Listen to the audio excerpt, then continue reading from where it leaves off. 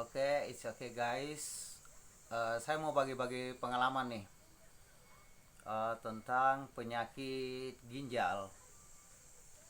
Penyakit ginjal ini kebanyakan yang terserang penyakit ginjal itu kaum laki-laki. Kaum laki-laki yang kebanyakan kena ginjal. Kenapa kaum laki-laki kena ginjal? Karena kebiasaan itu minum berdiri, kencing berdiri. Itu resiko sekali. Jadi kapan kita kebiasaan minum berdiri, itu resiko untuk ke ginjal itu besar sekali. Apalagi kalau kencingnya posisi berdiri. Itu sangat risiko. Kenapa kaum perempuan jarang kena ginjal? Karena posisi perempuan kalau kencing itu dalam kondisi duduk, dalam posisi duduk. Sehingga perempuan itu resiko ginjal itu sangat kecil sekali. Beda dengan kan laki-laki. Nah, ini saya mau kasih pengalaman ya bagi yang terkena ginjal atau baru gejala, karena saya beberapa melihat pasien yang terserang ginjal itu, yang kena ginjal itu luar biasa sakitnya mereka, bahkan yang sudah parah itu diketeter.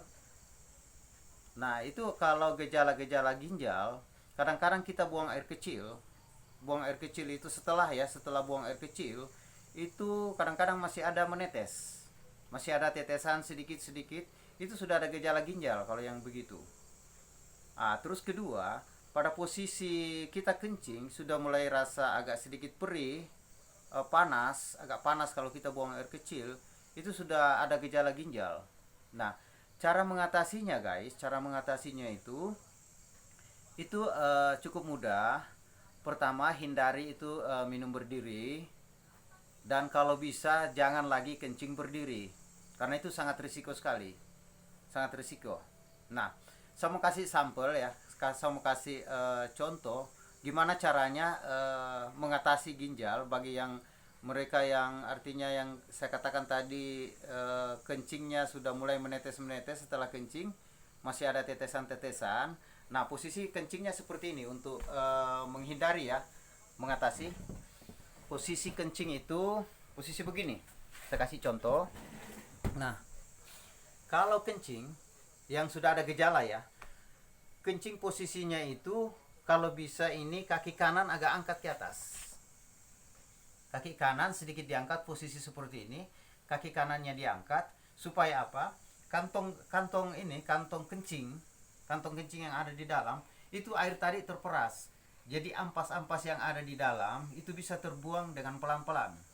Nah, itu bisa dilakukan 2-3 kali, 2-3 hari kaki kanan, dan gantian lagi setelah itu 2-3 hari kemudian kaki ini lagi, kaki kiri diangkat. Supaya apa? Kantong yang ada di sini juga terperas. Nah, ini saya kasih sampel satu. Nah, kalau kita posisi ini ada ini saya kasih sampel ya.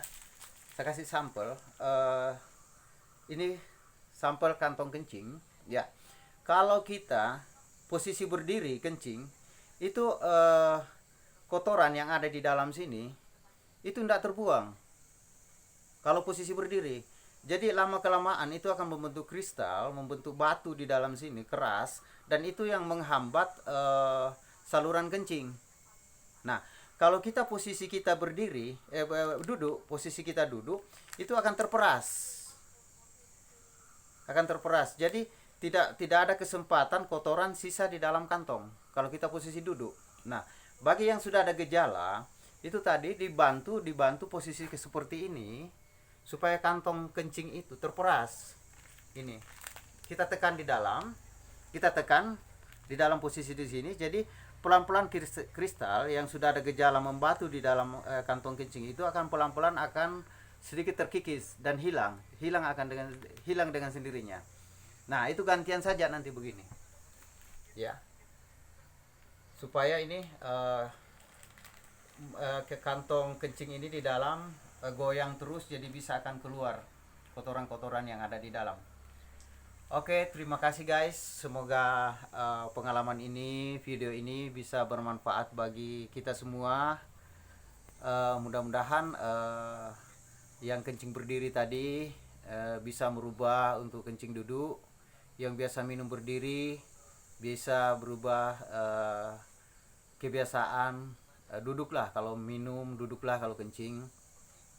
Dan oke, terima kasih guys. Don't forget to subscribe my video. Jangan lupa subscribe video saya.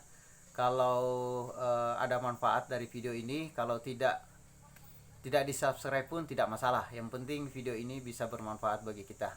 Oke, terima kasih. Thank you and then see you the next video.